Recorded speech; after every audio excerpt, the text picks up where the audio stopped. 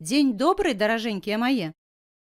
Тэма сённяшняга ўрока будаўніцтва новага жыцця. Гэта пра што? Пра тыя змены, якія адбыліся ў нашай краіне ў 20-30 гады мінулага стагоддзя. Іх было шмат? А гэтыя змены былі ў лепшы ці ў горшы бок? Давайце разам лічыць і вырашаць, што да лепшага, а што да горшага. У 1917 годзе у Расіі адбылося дзве рэвалюцыі запар. Першая ў лютым, а другая ў кастрычніку. Рэвалюцыямі называюць падзеі, якія прыводзяць да вялікіх змен у грамадстве. Яны могуць праходзіць мірна або быць вынікам узброенай барацьбы. Але аб рэвалюцыях у розных краінах, іх выніках вы будзеце гаварыць на уроках гісторыі ў старэйшых класах. Зараз нас цікавяць толькі тыя змены, якія адбыліся ў Беларусі. Па-першае, змяніўся дзяржаўны лад. Расія, якой з канца 18 стагоддзя належалі беларускія землі, была манархіяй. То бок яе ўзначальваў манарх, чалавек, які атрымліваў уладу па спадчыне. Расійскага манарха называлі цар або імператар. Ён меў вельмі вялікую ўладу, прызначаў урад, міністраў, мог прымаць законы. У выніку рэвалюцыі 17 года Расія стала рэспублікай. Так называецца дзяржава, галоўныя органы ўлады у якой абіраюцца насельніцтвам на пэўны тэрмін. Такімі галоўнымі органамі сталі саветы рабочых і сялянскіх дэпутатаў. Таму новую ўладу сталі называць савецкай. Было прынята шмат новых законаў. Адзін з іх называўся Дэкларацыя праў народаў Расіі. Ён даваў кожнаму з народаў былой расійскай імперыі магчымасць самастойна вырашаць свой далейшы лёс, у тым ліку ствараць незалежную дзяржаву. Гэтай магчымасцю скарысталіся палякі, фіны, літоўцы, латышы, эстонцы і іншыя народы. І беларусы таксама. 25 сакавіка 1918 года была абвешчана незалежнасць Беларускай Народнай Рэспублікі, БНР. У яе склад павінны былі ўвайсці тыя землі, сярод насельніцтва якіх пераважалі беларусы. На той час, апрача тэрыторыі сучаснай беларускай дзяржавы, гэта былі Віленшчына, Смаленшчына, Беласточчына і некаторыя іншыя рэгіёны. БНР не ўдалося ўтрымаць сваю ўладу. Не ўсе суседнія дзяржавы прызналі яе незалежнасць. У тым ліку і савецкая Расія, часткай якой зноў стала Беларусь. Але не звяртаць увагі на імкненне беларусаў да нацыянальнай незалежнасці расійскі ўрад ужо не мог. 1 студзеня 1919 года, на самы Новы год, была створаная Савецкая сацыялістычная рэспубліка Беларусі, скарочана ССРБ. Пазней яна стала называцца БССР. Але сапраўды незалежнай яна не была, бо ў хуткім часе ўвайшла ў склад СССР, Саюзу савецкіх сацыялістычных рэспублік. Як бы там ні было, абвяшчэнне БНР і БССР мела вялікае значэнне. Ніхто зараз ужо не мог сцвярджаць, што няма такога народу – беларусы. Другая важная змена адбылася ў гаспадарцы. Чаму БССР называлася Савецкай рэспублікай, вы ўжо даведаліся, так? А што азначае слова «сацыялістычнае»? Гэта не вельмі лёгкае пытанне. Назва «сацыялізм» паходзіць ад лацінскага слова «сацыяліс». Па-беларуску гэта грамадскі. Сацыялізмам называюць такі лад, калі зямля, прамысловыя прадпрыемствы, крамы і гэтак далей належаць не асобным людзям, прыватным уласнікам, а ўсяму грамадству. Добра гэта ці дрэнна – іншая размова.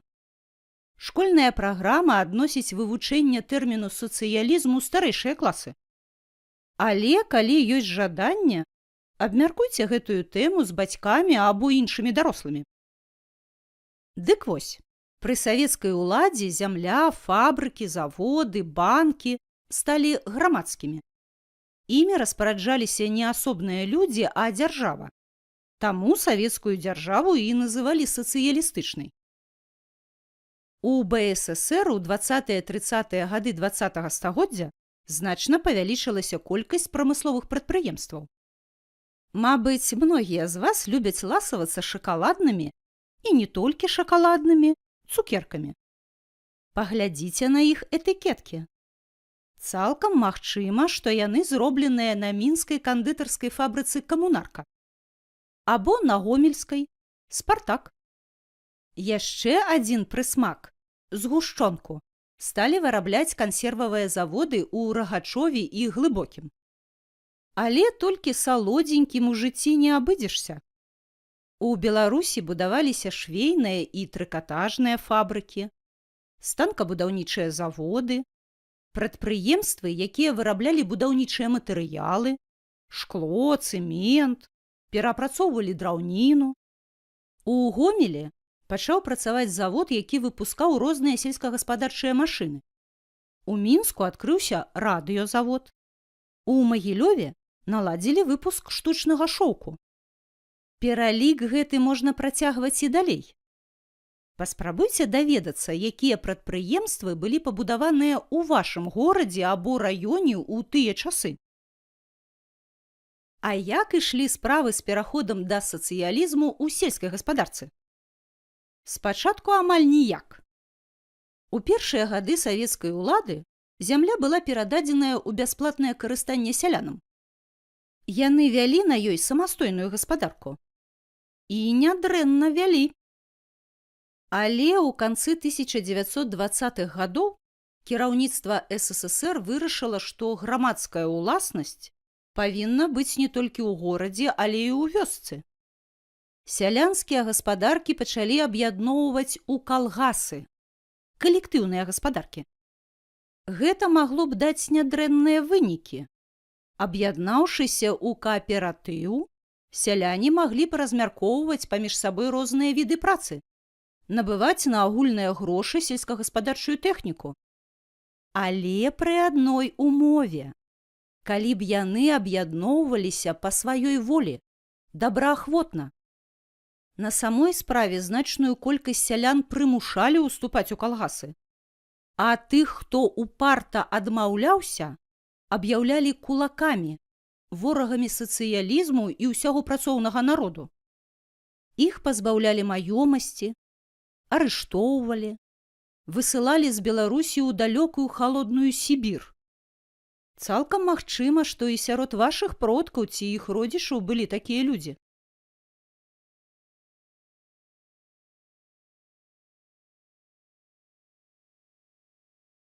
А што новага з'явілася ў той час у культуры нашай краіны? Вялікі крок наперад зрабіла адукацыя. Вучыцца ў пачатковай школе зараз маглі і павінны былі ўсе дзеці. Шмат рабілася для таго, каб не было непісьменных і сярод дарослых. Нават спецыяльная арганізацыя была створаная. Прэч непісьменнасць.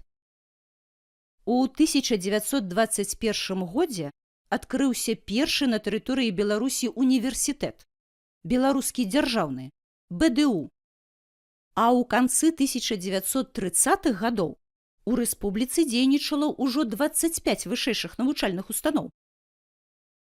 У 20-е гады адбывалася вельмі важная для развіцця культуры падзея – беларусізацыя.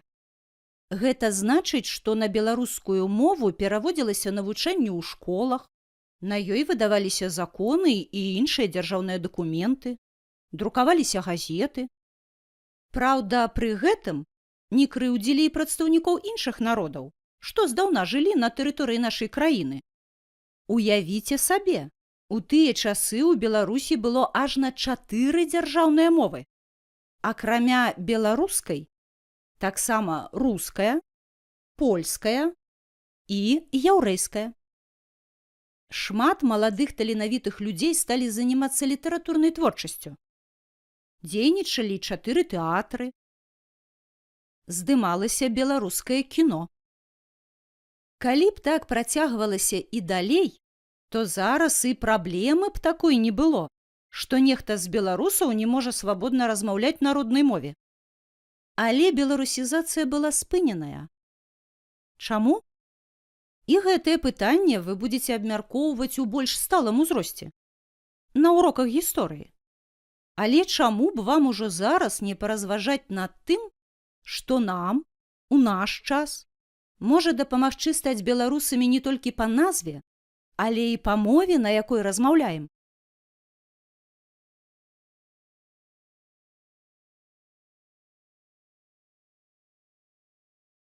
І яшчэ адна, 4-я змена, звязаная з межамі беларускай дзяржавы. Памятаеце, з чаго ўсё пачыналася?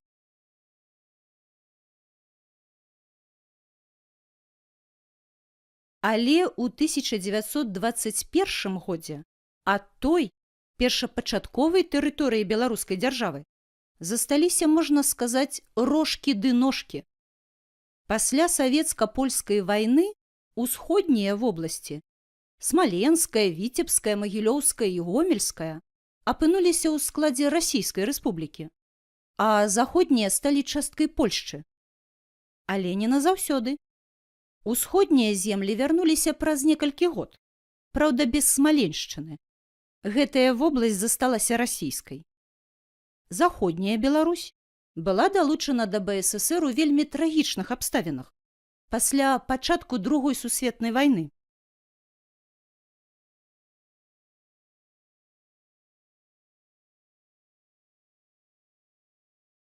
Аб гэтым таксама падрабязней у старэйшых класах. Так. Але калі цябе так карціць дазнацца, дык паспрабуй пашукаць інфармацыю зараз. Падручнікам і школьнай праграмай свет ведаў не абмяжоўваецца.